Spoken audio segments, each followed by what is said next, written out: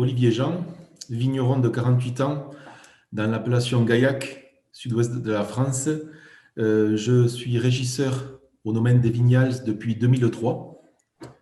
Le domaine des Vignals a une superficie de 70 hectares de vignes et une vingtaine d'hectares de céréales et des bois. Tout ça est assez regroupé autour de la cave, ce qui nous permet d'obtenir un ensemble assez vaste de cultures en bio. Ma philosophie est de travailler sur les cépages gaillacois, principalement le brocol et le duras sur les rouges, le loin de l'œil et le mosaque sur les blancs. Je suis en bio sur ce domaine depuis 2010 et depuis l'an dernier, je trouvais que le travail n'était pas encore suffisant, donc j'ai opéré une conversion en biodynamie avec le cahier des charges Déméter. Donc, le travail sur les cépages gaillacois me permet de donner une identité forte à mes vins. C'est des cépages qu'on a réussi à faire traverser le temps, notamment dans des périodes où il était très difficile de faire valoir des cépages peu connus.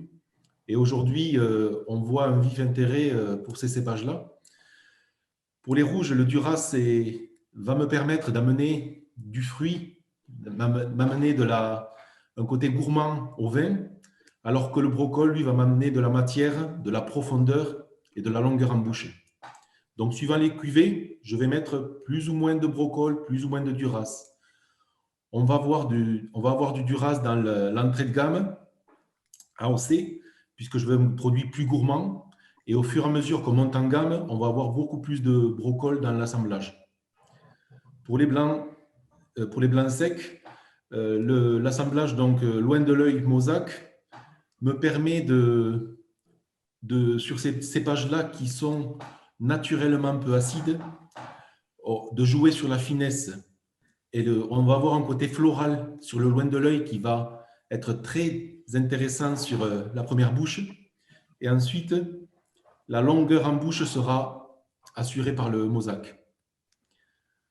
Et également, ces cépages-là, on a eu beaucoup de mal à les vendre par le passé et aujourd'hui, ce sont des cépages qui intéressent particulièrement les importateurs.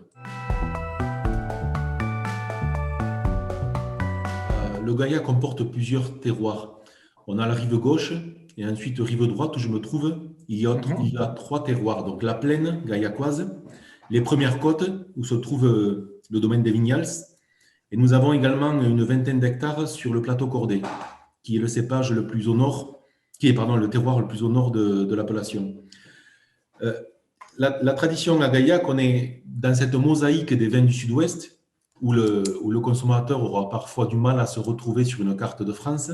Chaque appellation a un petit peu sa caractéristique. Et l'orientation traditionnelle du Gaillac, c'est de faire des vins malgré tout fruités, assez construits, mais pas non plus trop concentrés pour qu'ils soient relativement faciles à associer. Des vins faciles à boire et des vins très marqués par des cépages autochtones. J'ai démarré un petit peu ma carrière donc au Vignals en 2003 et rapidement j'ai voulu passer en bio. Le passage en bio s'est fait automatiquement puisqu'en fait c'était un petit peu ma vision de l'agriculture.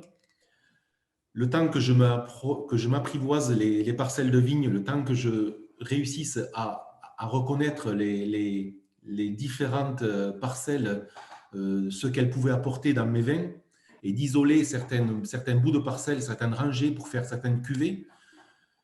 Le bio étant passé par là, au-delà du cahier des charges bio, j'ai souhaité implanter beaucoup de haies pour servir de refuge à la multiplication d'insectes, servir de refuge à des oiseaux prédateurs de ces fameux insectes, et essayer d'insérer un maximum de biodiversité. Dès 2010, j'ai pratiqué des couverts végétaux dans les parcelles de vignes pour assouplir mon sol, pour je veux dire, permettre à la plante de mieux travailler dans son sol et surtout aux oligoéléments de bien remonter dans le végétal.